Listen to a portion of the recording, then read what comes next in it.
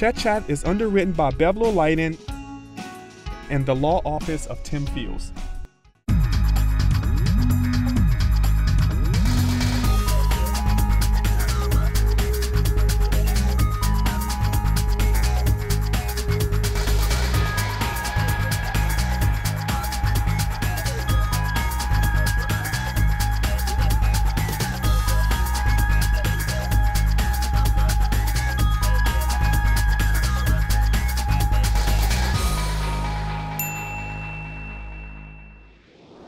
Hi, I'm Chet Porchot of Chet Porchot Design, and welcome to another episode of Chet Chat. Each month we identify a nonprofit that has a special design challenge, and at the same time, we DIY, do-it-yourself, and introduce you to local artists and artisans. This month we are so excited about the special design challenge presented to us by the Ronald McDonald House. Joining us today is the home's Executive Director, Lynn Jaffria. Lynn, thank you so much for joining me today. I'm very excited to be here. Tell us a little bit about the Ronald McDonald House and what exactly are the services that you guys provide? Well, the Ronald McDonald House is known as a home away from home for the parents of children receiving treatments or that are in the hospital with serious illnesses. Ronald McDonald House was founded in 1983. That's when we opened our doors, and we were the 53rd Ronald McDonald House in the country. Originally, we were children's oncology services that was just for cancer, cancer patients. But in 1994, we joined with Ronald McDonald House Charity so we could provide more services for these children in the community. So I understand you have a special design challenge that you want us to work with you on. Tell us a little bit about that. Well, we have a room where the families meet. In a way, we need more space, but we need more seating. I don't know how to. Yeah, but the Ronald McDonald House is a pretty large house, so you need extra seating and extra space in this one community room? It is, yes. It is a very large house. We have 15 bedrooms, and at any one time, we can have 45 to 60 families. 45 to 60 people there with the 15 families. So how would this room be used? It can be used as a meeting room, also as a social gathering for the families. It can be used as a waiting room for the families when we have a lot of check-ins. There's just many different ways. And the good thing about Ronald McDonald House is that the families get to know one another and they become their own support group.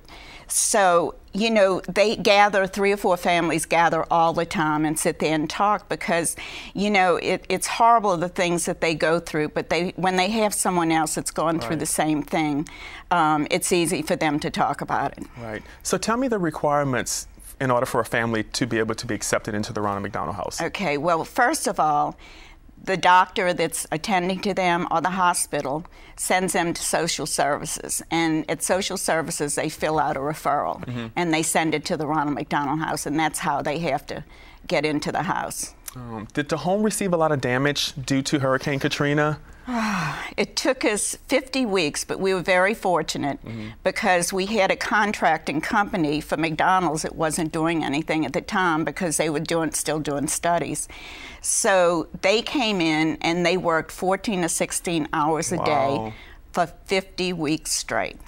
We hired an environmental engineer, which we had to do because of the children with their immune systems, and he wanted everything torn out because not only did we have all the flooding that covered the whole first floor, but we had 6 skylights on the top floor, and those skylights blew off, and all the water came down through into the second floor and the third floor.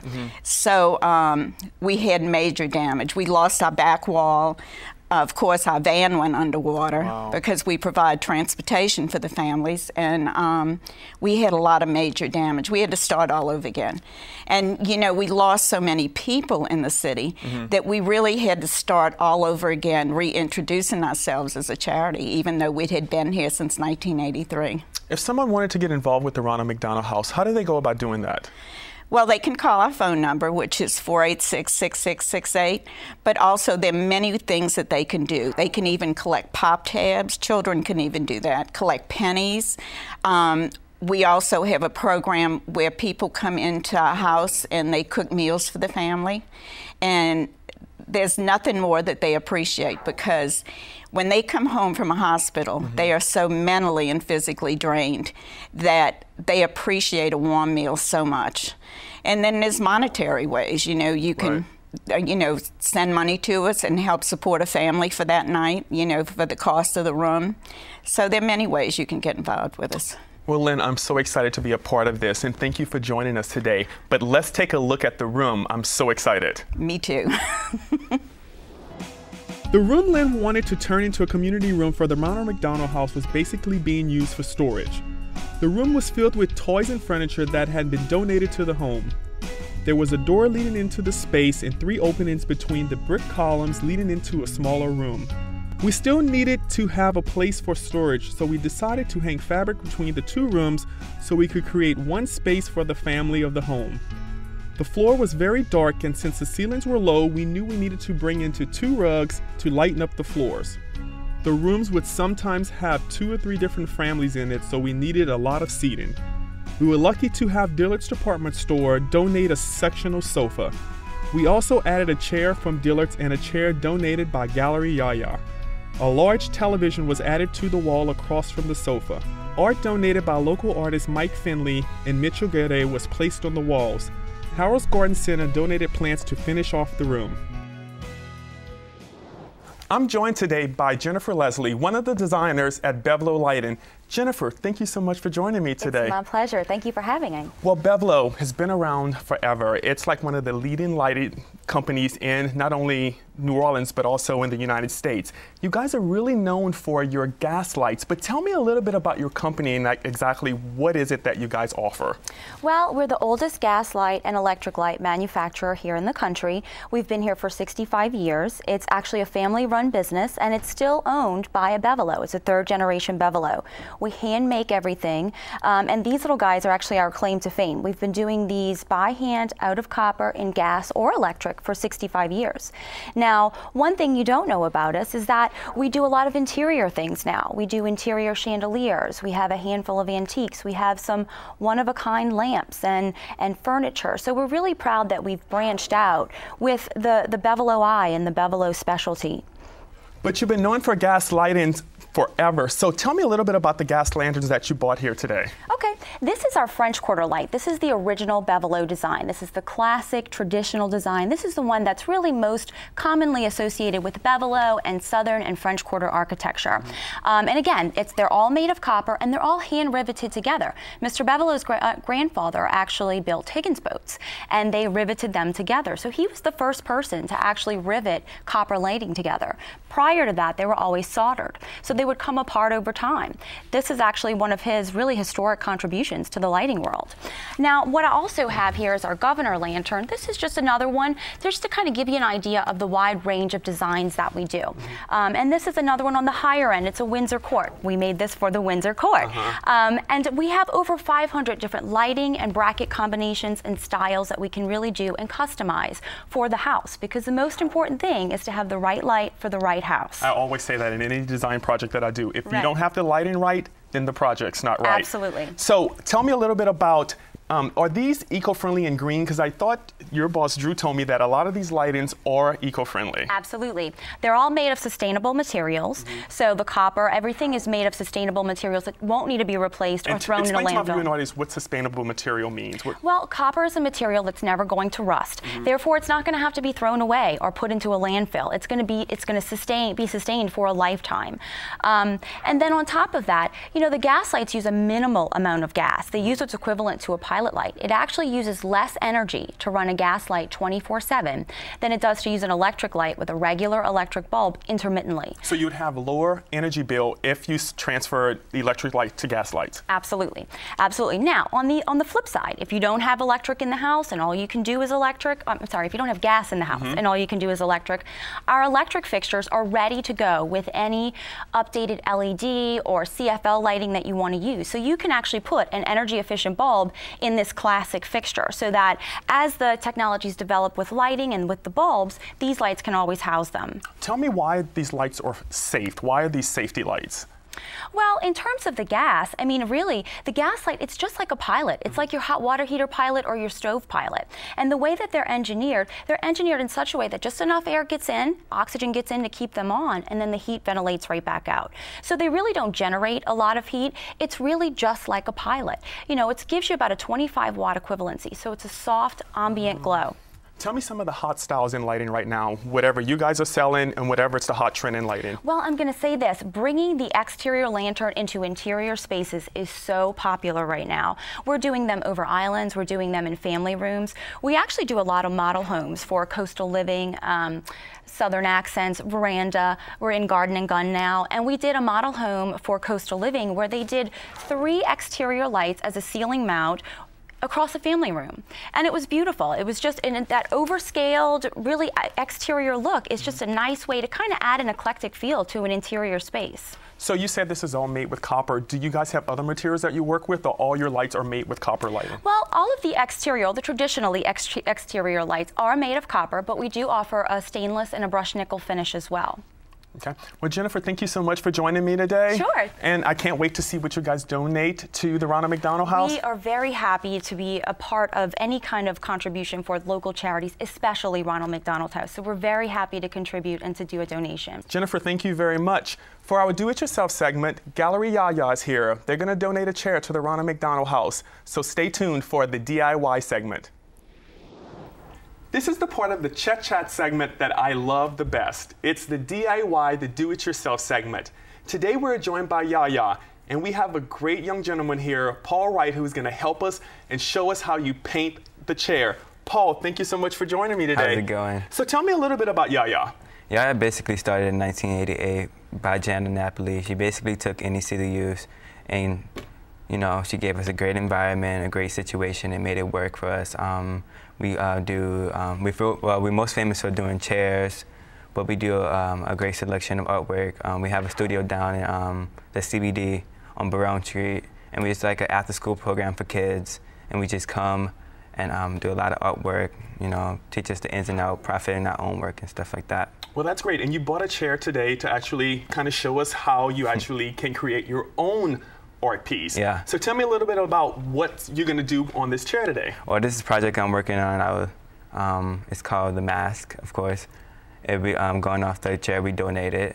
And you name all your chairs? Yes. And how do you come up with the names of the chairs? Basically, well, my favorite thing to do, I do the artwork first, and I think how much artwork I put into it or how much time I put into it, you know, the colors, stuff like that. Okay, then show me how to do it. Okay, you get your own paintbrush. Oh, get my own paintbrush. Well, then I have to ask you something. Since part of my segment is to be sure that we're going eco-friendly, is this low VOC paint that you're using? Yeah. That's very important. Okay, I got my paintbrush, so guide me. Tell me what I need to do. I mean, you could take that color right there. It's a great color. And then, once I do that, is there a certain place on the chair that I start painting first? I mean, you can do any color you want anywhere. Just any color anywhere? Yeah. And how do I know if I'm putting too much paint on the paintbrush? Well, when it starts to drip a lot, you know. You should know that, right? Yeah. And to find like the right spot or the right color, do you have something in mind already before you start creating these chairs? I mean, most artists always have like artistic vision or current idea in mind. But I feel like most artists should know or have like a certain flow where they should want to put the color, right? Do you usually sketch your piece first, or sketch the actual item that you're going to put on the chair, or is it something that you just come up with as you're actually doing the chair? Well, yeah, like planning the chair out is most important because sometimes we do commissions for people, and you know, they always have an artistic. Sometimes we don't use our own image; they use the image from somebody's head. So yeah, we do planning is very important. And I see you bought another piece here. Is this part of the chair? Or is this something else? Is this your Mardi Gras mask? What exactly is it? That's why it's called the mask. It's actually an add-on that we screw on later, paint it and screw it on later. Most Yaya pieces have like a lot of add-ons. So you can enhance these chairs with add-on pieces. Yeah. And how are you going to paint this? How are you going to paint this? You're going to start it off? Oh yeah, I feel like to go with the floor of the chair, and like most Mardi Gras masks in New Orleans have like a lot of colors, so I think I'll start off with green. Okay. And I'm going to grab this tool here because I'm going to put it on since you're going to be painting. Is it easier actually to put the piece on the chair then paint it, or what's the correct procedure with that? Well, first you cut it out from wood, then you prime it.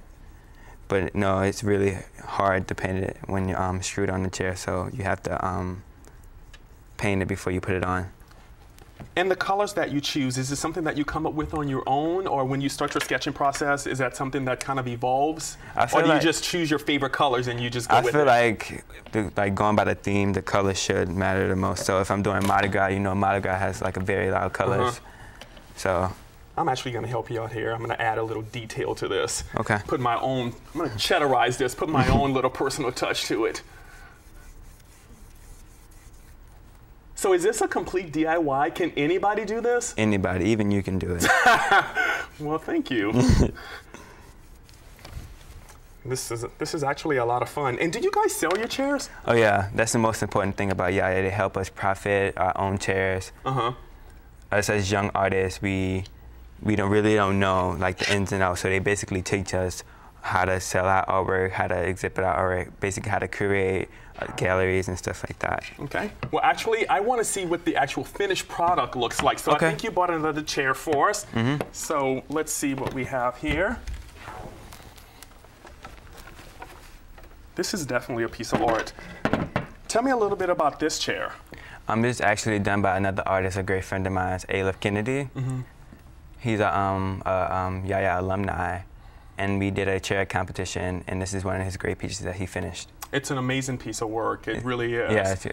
So is this one of the chairs that you're going to donate to the Ronald McDonald House? Yes, this is actually one of the chairs we're going to donate. And I'm sure the families and the kids of the Ronald McDonald House is going to be really pleased to accept this chair. Once again, thank you so much for joining me today. It's been a fun DIY segment, and I'm sure the people at the Ronald McDonald House are going to be pleased from it. Yeah.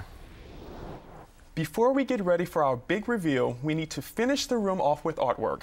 We are so pleased artist and chef Mike Finley has donated his art for the room at the home.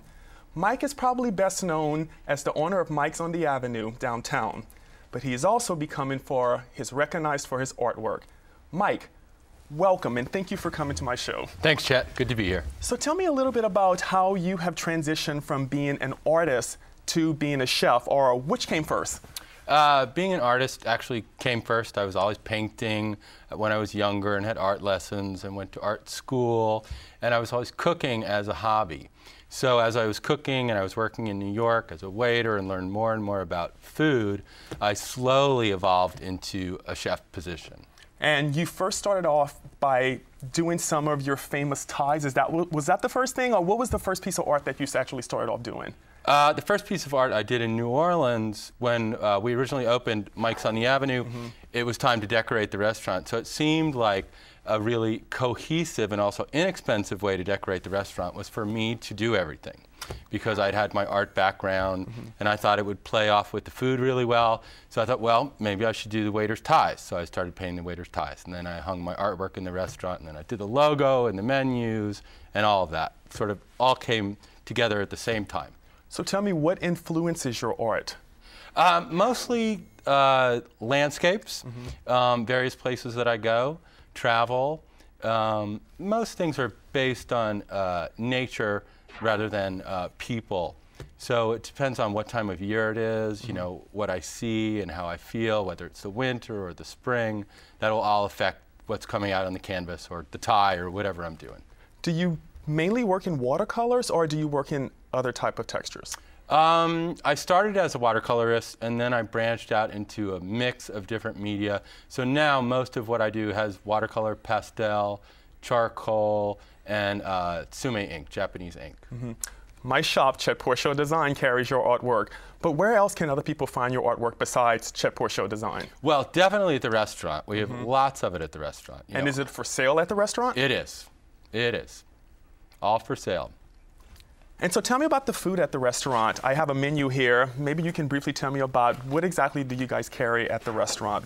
Well, we carry, you know, it's various things from my travels. So a few signature dishes from Mike's on the Avenue, like homemade shrimp and spinach Chinese dumplings. And it's the winter, so we're doing a smothered duck spring roll. That's a Creole sort of thing, and an adaptation of a crawfish etouffee with a Cajun roast chicken. A little heavier things in the winter and a little lighter as the weather gets better.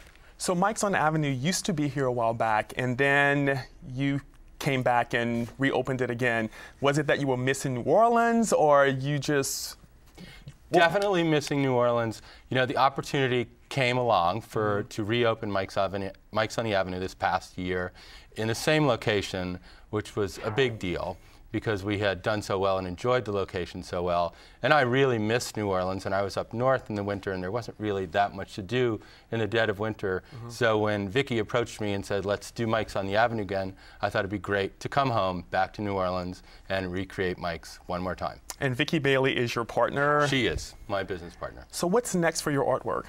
Next for my artwork is just to continue. I'm going to continue with things like this, which is a bunch of hydrangeas, sort of abstracted hydrangeas in mixed media. And probably as springtime comes along, maybe some things from out in the country, bigger pieces that are done across the lake, out in the woods. Okay, you bought some other pieces. Why don't you tell me about them? Actually? I did. Well, these are the ties from Mike's that the waiters wear, and they're also for sale. This is ginkgo leaves, which are good luck in Japan. They also grow all over New Orleans. I see them all over Julia Street. Do you commission these ties? I don't really commission them, but I can. You can? I definitely can. That one you had in your hand was bamboo, and this one, which is also one I'm wearing, is koi fish, which are another favorite thing of mine to do because they're so beautiful and they have so much movement. These are also koi. These are made out of clay, and they're wrapped with wire, but they're meant to hang from the ceiling. And they're very colorful, and we have them hanging in the restaurant, and lots of people have bought them and have them hanging in their homes and their kitchens. I have them hanging in my shop, and I love them. People love these. Thank you.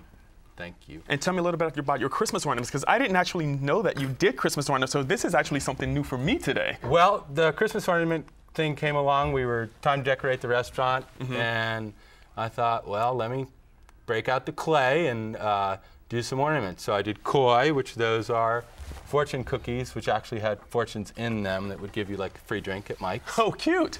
Which was cool. And Chinese dumplings, pot stickers, which was a signature dish at Mike's on the Avenue that were also all given out. So I did a few hundred of those, and it was great. They really looked cool. Well, Mike, thank you very much. Now it's time for our big reveal. So, Lynn, the day is finally here. Are you ready for the big reveal? I'm so excited. I can't wait. So what do we say? Open that door. Oh, my goodness. Oh, I can't believe it. It's beautiful. It really is pretty.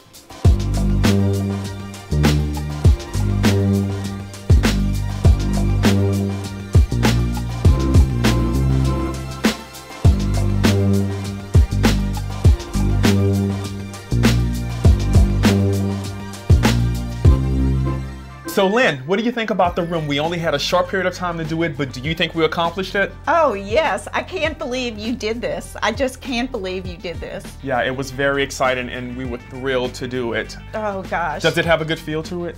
A wonderful feel. In fact, I'm moving into this room. I love it. It is beautiful.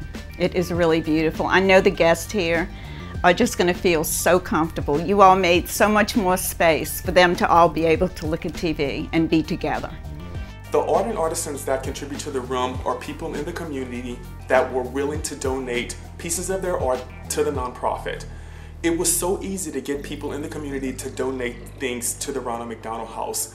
I basically just said that we were doing a common space at the Ronald McDonald House, and the artist basically said, Chet, you can have whatever you want. So instead of just enlisting 2 or 3, I did 4 or 5 just to make sure that we had enough art to make this house actually feel like a home. What I really love about the space are the lamps that Drew Bevelo donated to us. I mean, they're really beautiful. I had never seen anything like these lamps before. Working with the nonprofit is something that's very important to me. When Lynn and her staff at the Ronald McDonald House called me and told me that they needed some help with their house after Katrina, I immediately came in and decided I wanted to do something really special to the common space downstairs. So I enlisted a whole bunch of artists throughout the community to make sure that we can make this room feel more like a home.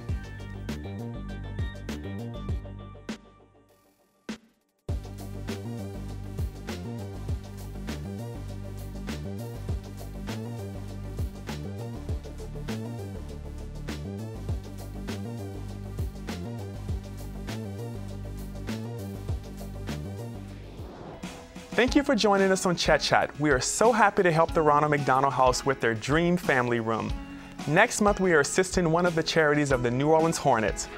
For information on today's show, go to chetporchowdesign.com. And we'd like to thank one of our sponsors, Belle Lighting. I'm Chet Porchot, and I have designs on New Orleans. See you next time on Chet Chat.